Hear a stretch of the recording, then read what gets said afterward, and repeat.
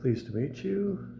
This is Fixed and Folded, the knife review channel for the casual knife collector. I am Cody, and I'm going to be reviewing two knives, the Andrew Demko AD 20.5 and the Civivi Vision FG. Both of these knives feature a variation of the shark lock. This might be called the Snex lock, but same theory of use. So this one, these are both, this was a medium sized knife, and the handle is about the same, but the blade is longer, so I would call this one a full size knife.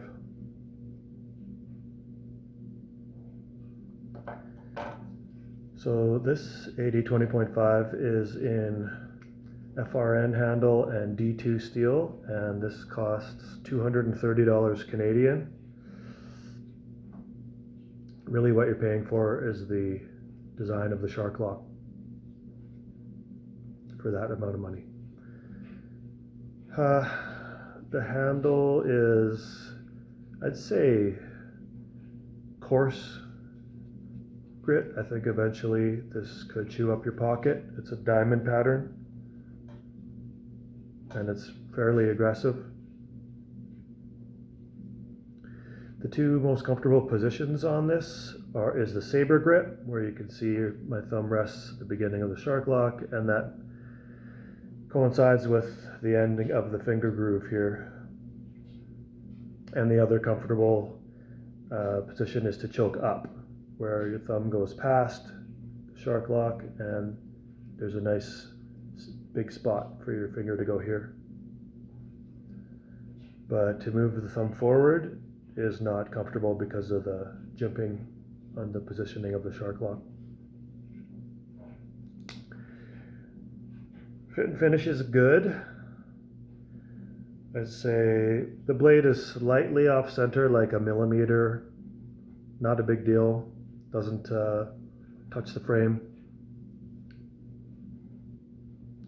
Pocket clip is not a deep carry. Rides to about here, and the clip itself is really comfortable in the hand. There's no hot spots. The weight would be light if not for the weight of the actual shark lock mechanism itself, and that makes it almost like a medium weight. I don't believe there's any liners. Okay, there are. There's inset steel liners, and they are machined out for, they're skeletonized to reduce the weight. The blade itself and the handle itself is very light. It's just this mechanism, I can feel holding it, that's got a little bit of weight to it. So yeah, because there's like it's light, and then there's weight in the center, the balance feels kind of unique, which I'm not used to.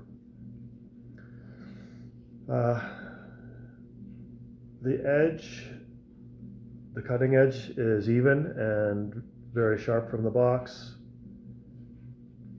This is a medium to thick. I don't call this almost a thick tang. And it tapers near the end down to a fine point. This is a medium saber grind with a clip point or stylized drop point.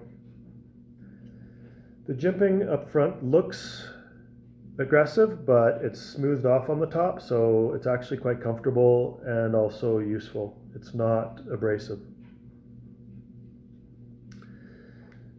Thumb studs. The thumb studs are rounded off and very comfortable. So to do a slow roll, to do a thumb flick is no problem at all. Now this, I think you can do a reverse finger flick.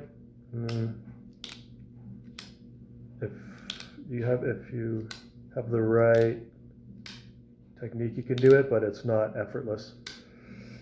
takes a bit of flicking the handle to get it to go. So I'd say the thumb stud is easier to use than this cutout. And the shark lock itself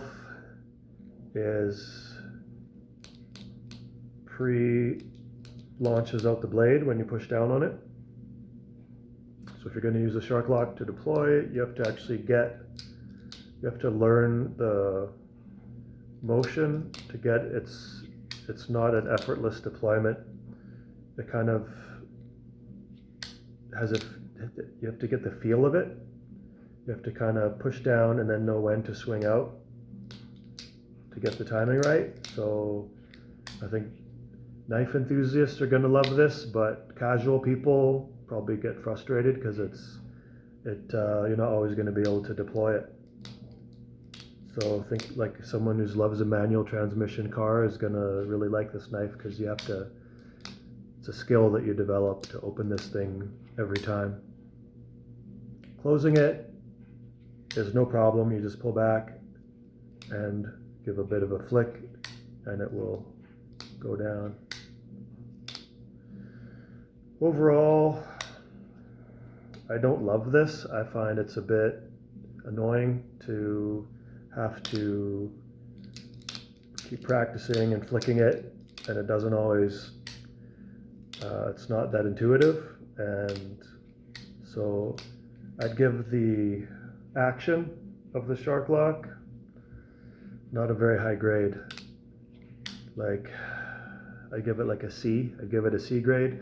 I give the design, the visuals, a high grade. I mean, it looks like a shark. This is like a fin. There's just the shape of the blade and the shape of the handle kind of reminds me of a shark. I'd give this design like maybe something like a B+ to an A. And just performance is quite good. Cutting performance, weight, everything, I'd give it like a B.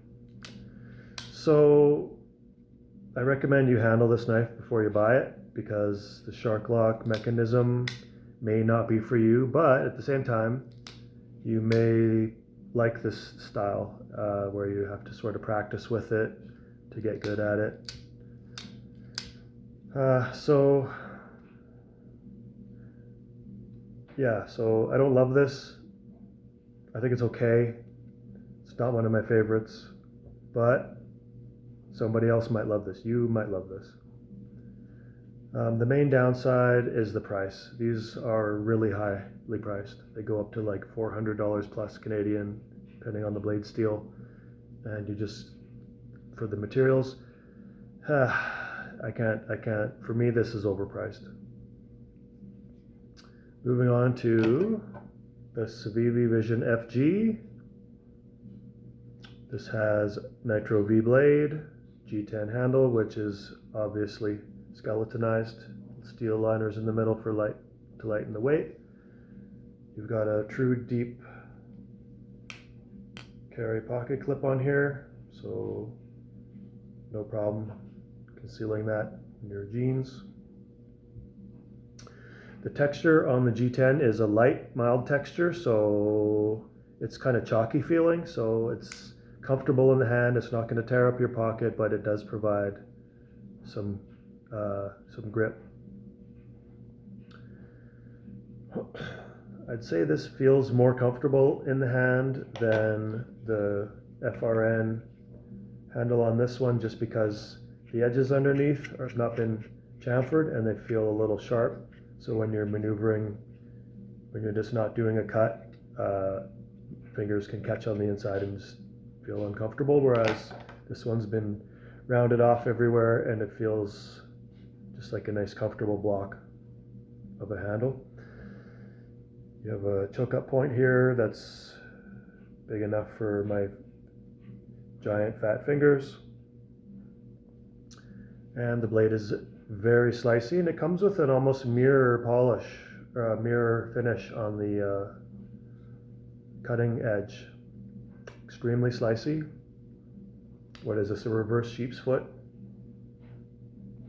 style, and it's a very usable, very useful style. The weight is medium.